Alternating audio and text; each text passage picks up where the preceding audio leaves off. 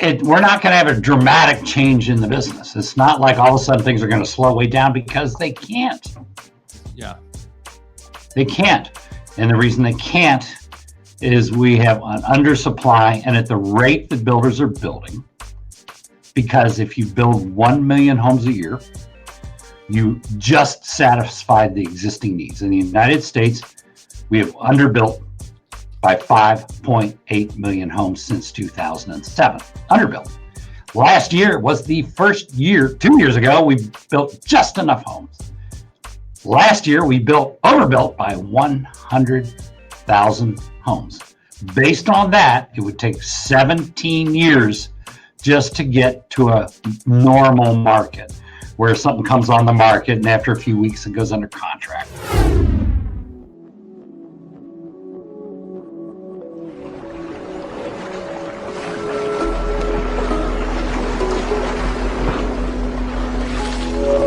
All right. Hey, look at us. We're live. This is great. We're live with Mr. Ren Jones. Ren Jones, what's up, man? Hey, David Hill. Always a pleasure to chat with you for darn sure. Yeah, I'm excited that we're doing this monthly thing now with the podcast. And how long have you been? I'm 20 years November in the real estate space. What about you?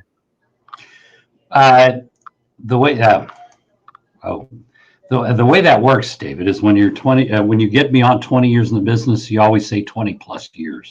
20 plus. So you've got plus on me. It actually starts working against you if you've been in 25, 30, whatever it is. So it's always 20 plus years. Good. Well, the market is definitely changing, and it's this is the only conversation I keep getting myself into for the last week and a half. So yeah. And you and I have watched it change back and forth. We have watched that pendulum swing, and this is the first time there won't be a pendulum swing. What do you mean? There won't be a pendulum swing? In the past, as you remember, well, look at the last pendulum swing in 2004, 5, 6. Then all of a sudden the pendulum swung, and we went from the market being overheated and crazy to where everything went to a standstill. Nothing sold. It was hard to get a house sold. People were struggling. You had cash for clunkers and all these incentive programs, and people like buy a car and we'll give you an $8,000 rebate. There wasn't any cash flowing. Everything went to a standstill. I mean, and then prior to that, we've seen markets go overheated overnight. We've seen them go hot, cold, hot, cold, hot, cold, hot, cold. Now, it's not going to go cold real fast this time. It can't. It can't. Because, I mean, it can't for only one simple reason. There is nowhere to rent and nowhere to buy. The demand on housing exceeds the supply. The builders underbuilt by 5.8 million homes, underbuilt since 2007, late 2007, underbuilt by 5.8 million homes. Prior to that, they had been overbuilding. You have to have 1 million homes a year just to stay even. And they were overbuilding by 1.5, 2 million, and 1 year, 2.5 million homes. So we kept racking up supply.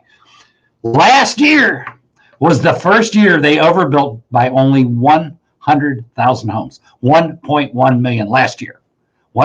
At that rate, it would take 17 years just to get to a normal market. If we only overbuilt by 100,000 homes, it would take 17 years. That's a fact. So what we know is while the mortgage rates will slow discretionary purchases, when you have a market where there's no supply and you have 12 offers on 20 offers on a property, it'll slow down to where you only have 9 offers on a property, and it'll take 3 days to sell instead of 1 day, or whatever the ratio is across the country. It's not, you won't see anything dramatic. Everything will sell timely. Everything will rent timely. So we know that. It's just people are going to be a little squeezed on their budget. They're still going to buy the core. Look at the core. When it slows down, the core still buy. People getting married, people getting divorced, people dying, and people being transferred. Those four, that's your core. And that's usually 4.5 million sales a year. And then the total around 6.5 million a year. That's the other couple million are people that want to move up or they want something nice. They want to be able to buy a second home. That shrinks a little bit. Yeah.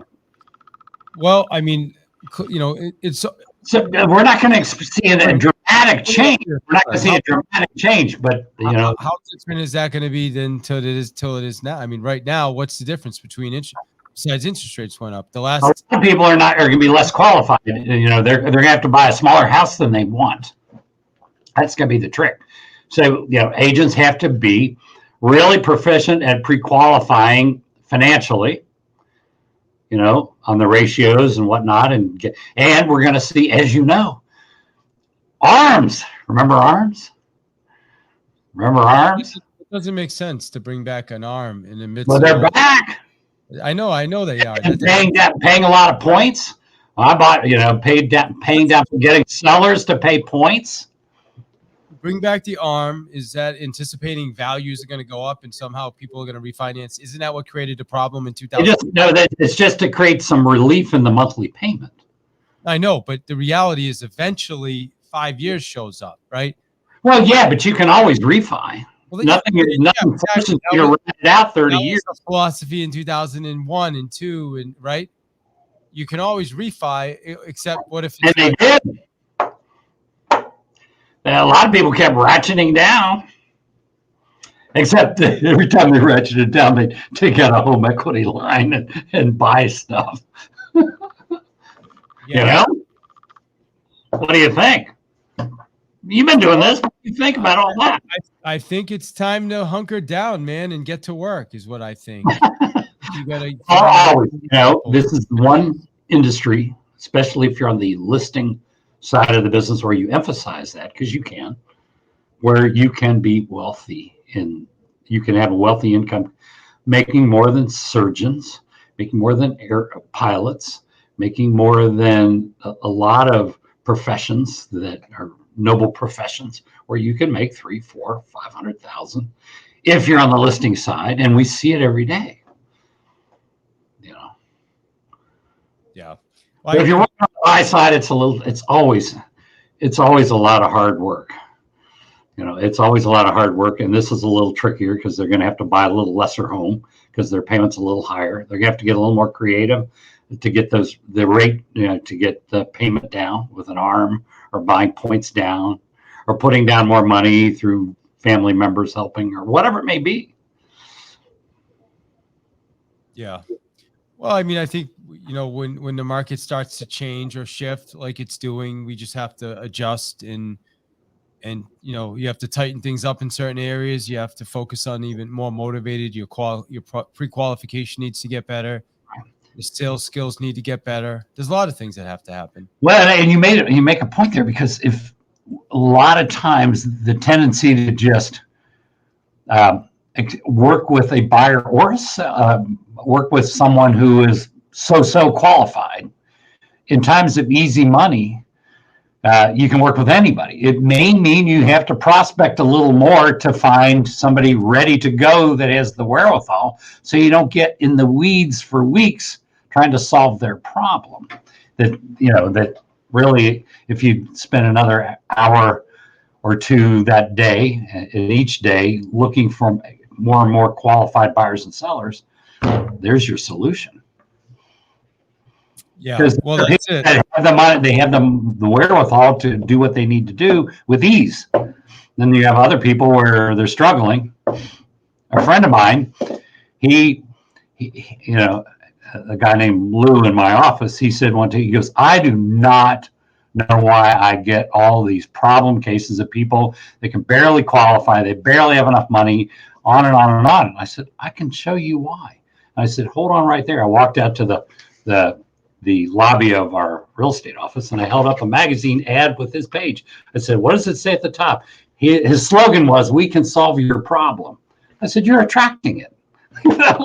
So it's easier to prospect a little more, find people that have the wherewithal to get this stuff done, that can buy or sell with ease, which boils down to being skilled, and as you talk about, skilled in the questions we ask, and building rapport, getting in, asking the necessary questions, finding somebody that's ready to go.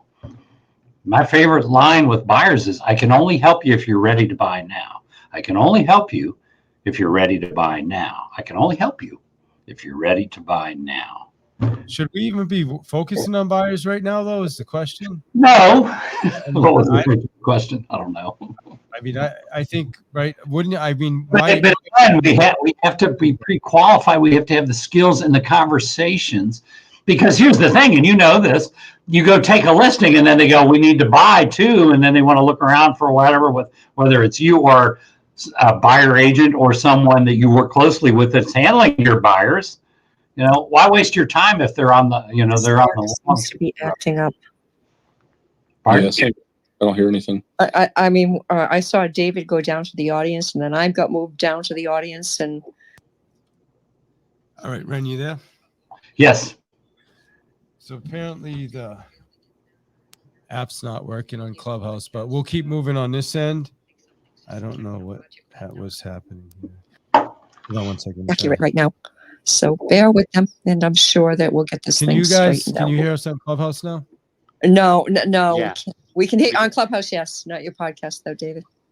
Right. Ren, sorry about that. Yeah. So we're on the podcast, which is streaming into Clubhouse. So I'm not sure what was happening, but Ren, welcome back, man.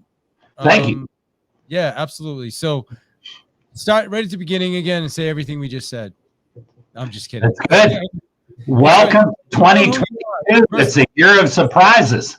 Everybody knows me. Who are you? You're my guest And host CEO of Vulcan 7. once a month. And all we do is provide people with easy ways to reach sellers that need their help. But other than that, we're going to talk about how you approach 2022.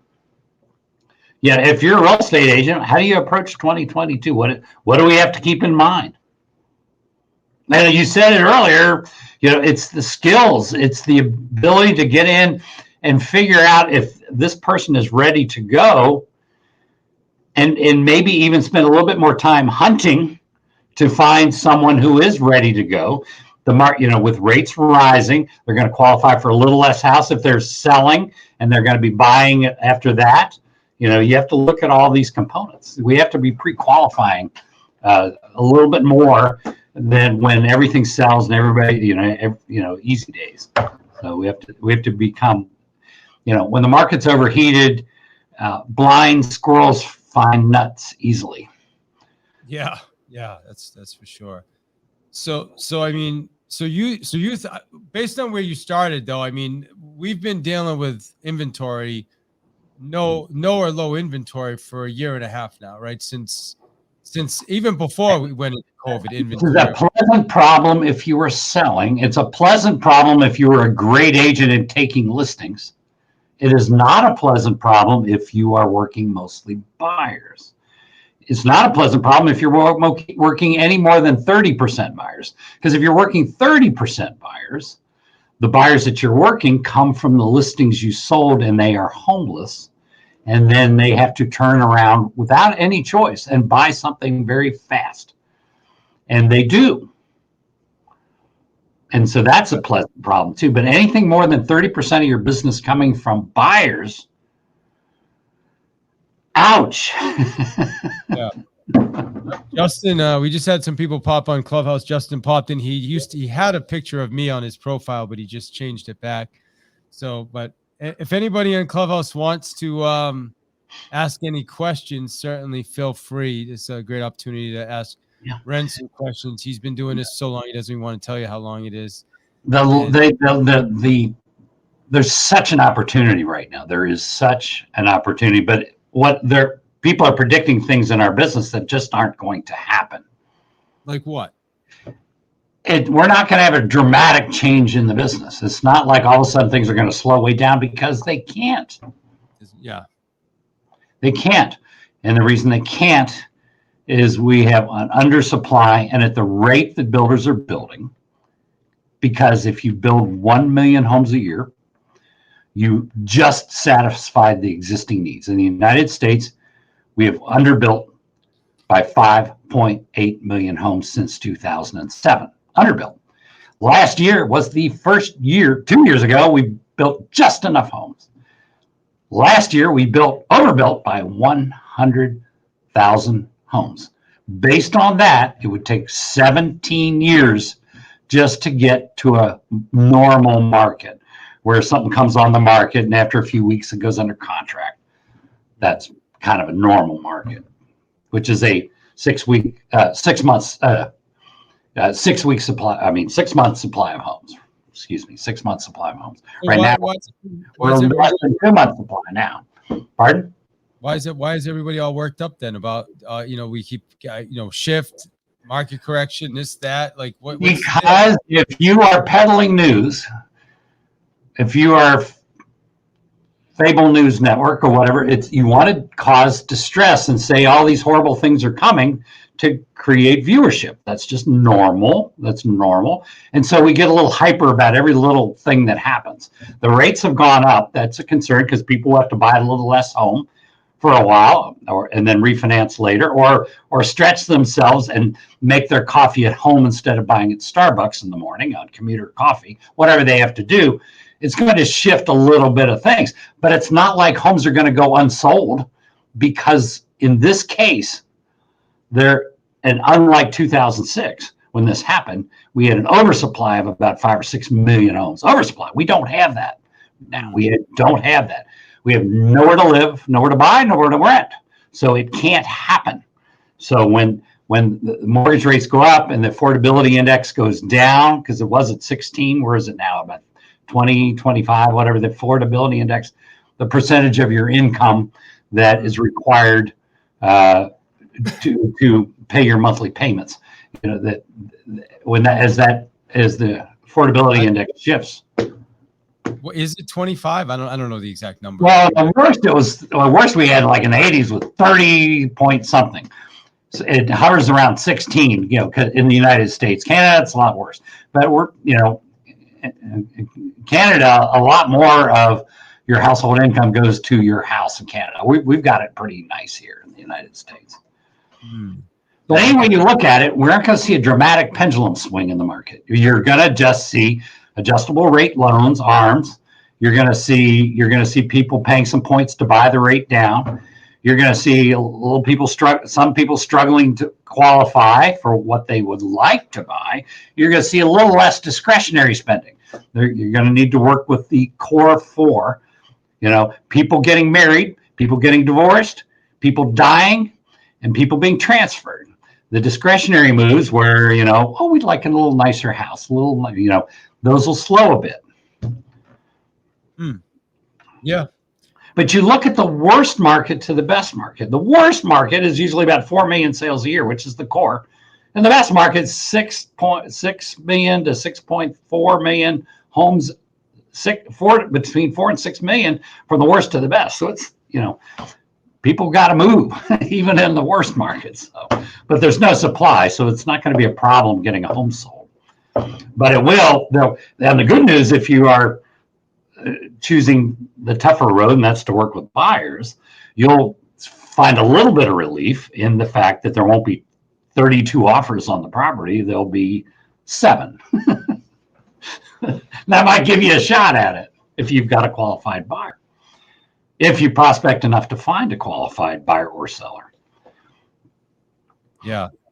Well, and that's what I'm still going to continue preaching what I always preach, Ren, is listings, more listings. And you have people listening right now, David, they're like, well, you can't get a listing. We have, as you know, and a lot of your people that go through your stuff, if they're taking several listings a month. They do it because that's all they're looking for. I think Armando on stage with us right now took 2 last week, or maybe 2. Yeah, 2. Today's what, Friday? I think he took 2 this week. Yeah. Armando, he took 2 yesterday. Oh, Armando's on. Yeah, Armando's with us. Yeah, we got. And you took 2. That's an off day. Sir. That's an off day. That's an off day for you. Yeah. So, but no, listen, here's the reality. And it's funny because listening to you now, because I have been myself, I'll be honest, the last 3 days I'm reading Shift, which you should always read Shift anyway, just because fundamentally it's good practice to be proactive, to watch your expenses, right? To share what's happening in the market with your clients, right? Fundamental stuff. But in a way, you're right. Nothing's really changed except interest rates have gone up. Right. we don't have a supply issue. You know, one of the reasons Gary wrote Shift along with Jay Papasan is the fact that when the market changed last time, the Keller Williams franchise lost like a third of their offices overnight because all the agents were running thin. That's why they wrote that. It's like to give, you know, so that you would be prudent, you would save money, you'd plan ahead. And which is a good point right now. Here's the interesting thing, David. We're in May, June, July. Is it easier to sell a listing now, to find a listing, get it sold now? Or is it easier to interest people in doing something with real estate in November, December, around the holidays? About the same, I think. Right? It's about the same. It's easy. It's just as easy to get somebody around Thanksgiving to go. Are they not going to say, "Call me the first of the year"? Well, they do, but I mean, as always, yeah, I get it. So if you can take an extra couple listings in June and take a couple extra listings in July and a couple extra listings in August, it's easier to find those people now, and then have that money at the end of the year to enjoy the holidays. Because right now it's easier to, if you go out, I mean, and look at franchises. Their advertising budget is designed for April, May, June, July, because this is when most people are where you could go up and down the street. You could ask 18 people if they want to buy or sell real estate. You're going to get a few takers. You do that in November, you have to talk to several more people, and they're going to pretty much tell you get with them in the first of the year. So it's easier right now. But a lot of people go, I'm full. I'm working on my 2 pendings and my 1 buyer and whatnot. But what if you could take a couple right now more? What if you built the skills that David teaches? What if you could build those skills and take a couple more listings? Bank an extra 18, 20 grand a month for the next 3 or 4 months. That's a lot easier than trying to do it between Thanksgiving and Christmas. Well, listen, I'm gonna plead the fifth and just say I'm always doing it, and we're always focusing on it. So I know, yeah, and in November and December, might be easier now. You can find it because none of the other agents are working, and so you end up you win. So I'm just saying, if you had to talk to 18 people now or 18 people in November, which one are you going to get the highest hit rate on? Excuse me. So listen, here's the thing. By the way, we got some people in Clubhouse. Oh, Justin, got my friend Justin's here. We got Lori Lincoln. We got Armando, Bobby. You know Justin Conico from Canada? He owns a prime brokerage. I do not. Justin's a rock star out there. Justin, how's the market in Canada, man? Is it? What's going on? Do you guys have inventory issues yet, or is it still is it like us? I don't know if Justin, we'll see if he's here or not. Is he in the GTA? Yeah, he's I'm not sure where he exactly though. He's not chiming in, so he must be just not by his phone this minute. But yeah, I don't know. Anybody else want to ask a question to Ren that's on the stage, or feel free to raise your hand in Clubhouse. We also looks like we got a couple people on looks like on YouTube. So if you have a question, feel free as well to raise your hand.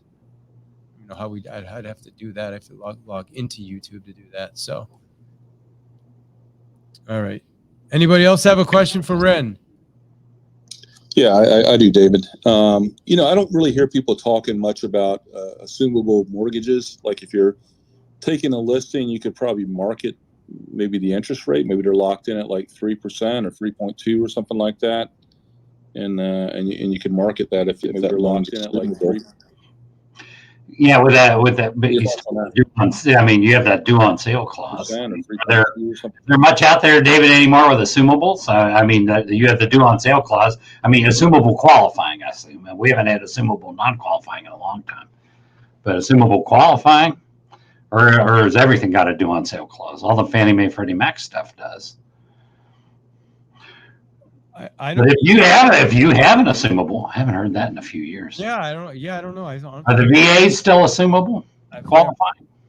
But then you have to be in a military town for that. That's a good question. That'd be worth looking at, because if you did have one, you know, at 2.7 or something, or 3.2. you could command a little extra price. So what are we going to talk about next month when we come back? Since because it's funny, like what you said to me didn't occur. Pardon? What you said didn't really occur until you said it. Is the only real difference between today and a couple weeks ago is the fact that the interest rates are higher. I mean, there's obviously some other things have happened, but there was no inventory. There's been no inventory for a couple of years now. Yeah, there's not going to be relief on that, even if the interest rates went to 9%, which they're not. But even if they went to 9%, there's not going to be relief. Everything will sell because of lack of supply. In 2007, we had an extra 5 million homes sitting around. We don't have an extra 5 million homes. We're in a shortage of places to buy or rent.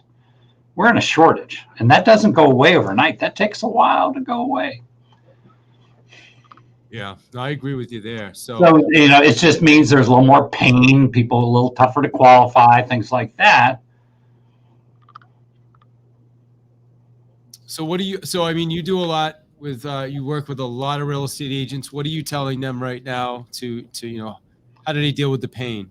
What should they be doing? What's your Well, a lot of the pain is extra drama because we're all like watching news 6 hours a day for no reason. A lot of it is it's stirring the pot. It's not that dramatic. Maybe it makes you feel alive to have all that excitement going on, but there's not much change going on really.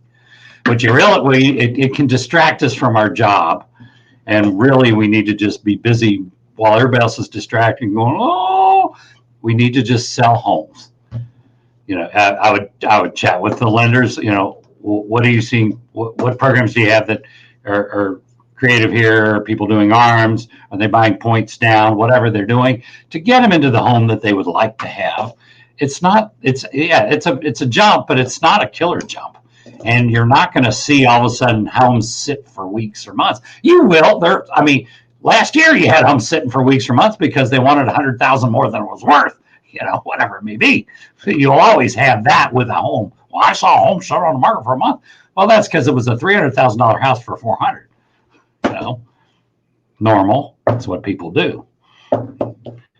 But it's a normal market, and while everybody's distracted, just learn the skills. Get involved with what David's doing.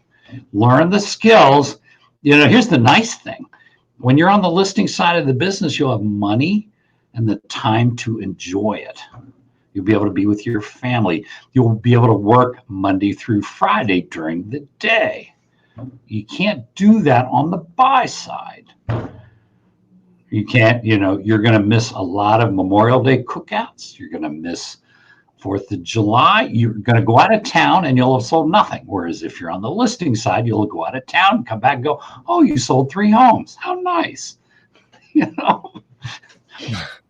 Well, I am always a fan of going after. It's a skill-based thing. All they have to do is be the best at that and take 3 or 4 listings a month. Yeah, well, and some of the people listening go, well, I already take 7 a month. Well, great. Yeah, take more than that. I think if the average agent took 3 listings a month or 4 listings, it would change their life. I mean, and we see that so often. Some people just get about the task at being the most powerful listing agent there is, and focusing. There was, and I've told this story before, in my office, there was a gal, she was single mom, 5 kids. Single mom, 5 kids. She could not work with any buyers, had to refer all the buyers. She was an amazing listing agent because all she could do is list property. So what if you were not allowed to work with a buyer? What would you do? You would probably be wealthier and you would have the time to enjoy it. Don't go have 5 kids and be single. Yeah. All right. Well, listen, Ren, I appreciate you. It's 2:42. Do we have any questions for Ren or questions while you're here? We are on Clubhouse. We've got some people online as well. Actually, it looks like Lewis Collins says, what's the ceiling on points? Do you see that in the chat? I don't know. I remember a deal where we paid 9 points to get the rate down. I think you can. I don't know. That's a great lender question. But I remember a deal where we paid down 9 points and got the rate way down. So, And the points is all about how long they expect to stay in the house. Now, everybody always thinks they're going to stay longer than they do. But that's the factor. What's the break even on it? All right. Anybody? Clubhouse, Robin, Lori, Armando.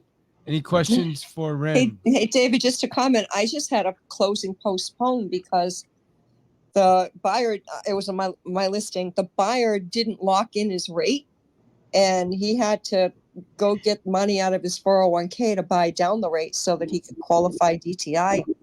So it's real. The affordability thing is real. Yes. But like Ren said, it doesn't matter. The market. Who cares? You and I were both raised that way in real estate. Like, it doesn't matter what the market's doing. Just go work. So I remember. I mean, it wasn't that long ago that we thought 8% was a wonderful rate. David, you know that too. We thought 8%. Oh, the rates are down to 8%. How wonderful! We thought it was great. Yeah. When I started, they were 6.5, and we thought that was good, and then it went down to, I think, 5, and we were like, wow. 11.75 was my first house. It was a condo plus condo fees.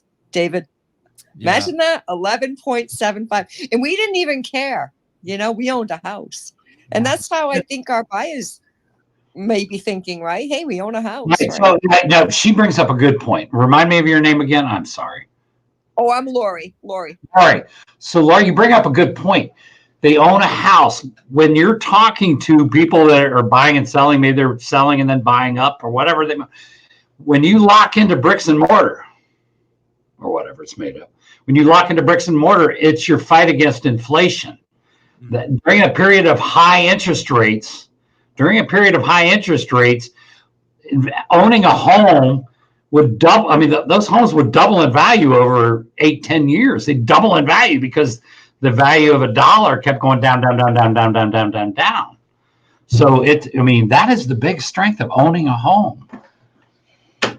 I was watching a YouTube video the other day, and what's his face there? Michael Saylor is. I don't know if you know who he is or not. He's a big crypto guy. He was sharing a story how his house, he has the original deed for his house, which he bought.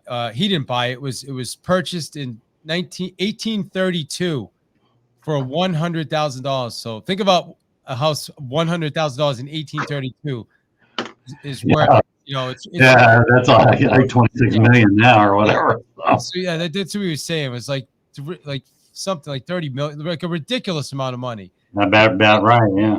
And what he was saying was, imagine if you took that same $100,000 and you put it in a satchel and you buried it, and then dug it up 110 years later.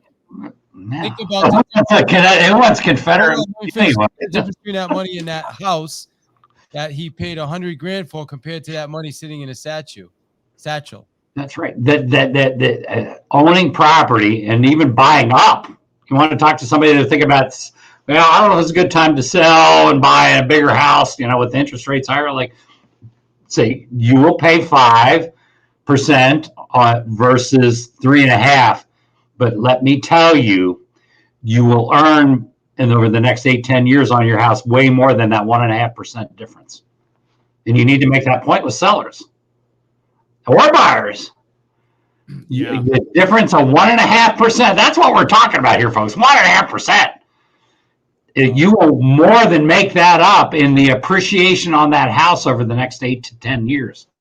And David, you've seen that. You remember when houses would be this value, and then they'd be like way up here. It's the same house, and then I always get a kick. People go, "Well, I'm waiting for the prices to come down." Oh, that'll work. So is that why you're circling us back to the whole variable rate, adjustable rate? Is it no adjustable? Well, that gets people into a house that they wanted, and it's not like it's unlimited. You have caps. You have lower and upper cap in a year's time, so that the payment can only go up but so much. Remember the caps on those? Mm-hmm. Yeah. So we'll see more and more arms. Going from 3.5 to 5 is not going to get a whole lot of arms. When we get to 6, 7, 8, 9, yeah, we'll see a lot of arms. We'll see all that stuff. But really, we're over dramatizing this, folks. This is 1.5% increase. The value of the house is going to go up way more than that. It may not be in cash flow, but what's wrong with being forced to save a little money?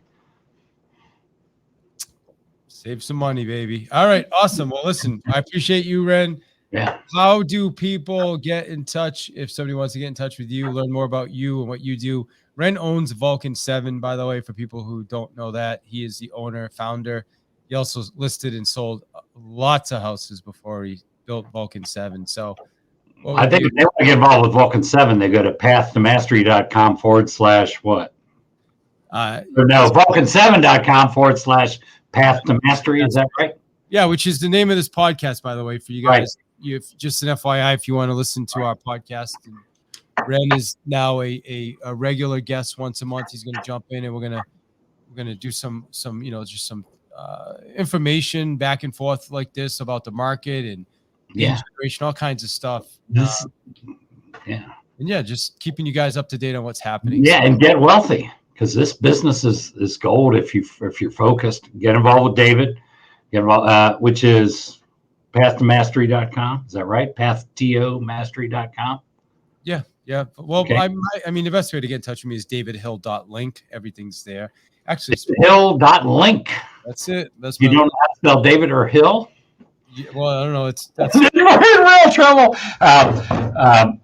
Also on, if you go to YouTube and type in Vulcan 7, you can watch a lot of interviews. There's some fun ones like Nick Grodzicki, 18 months in the business, making $650,000 a year just using our system, and it works out pretty well. So all fun. It's a great business. So if anybody's interested in, I did post a link at the top, and you can see there's we have a membership community, which a lot of people are members of, which is only $99 a month. You can join our membership community. The second tab is Vulcan 7. If you want information on Vulcan 7, the fourth one. Only $99 a month to get involved with you? That's pretty good. It's ridiculous, man. It's the best. Yeah, because, I mean, there's ROI. There's huge ROI. The upside's huge. Well, stay on the listing side, everybody. Stay on the listing side of the business. Yeah, it's all we talk about, man. Listings. All right. Before we wrap it up, any final thoughts for our boy Ren before we let him take off and enjoy his holiday weekend like the rest of us? Ren, I think that's it, bro. Good deal. I think we're good for today, man. I appreciate your time. For Labor Day Memorial Day. Labor Day. Yeah. In the fall. Good. All righty. Let's have some fun. All right. Thank you, sir. I'll talk to you later.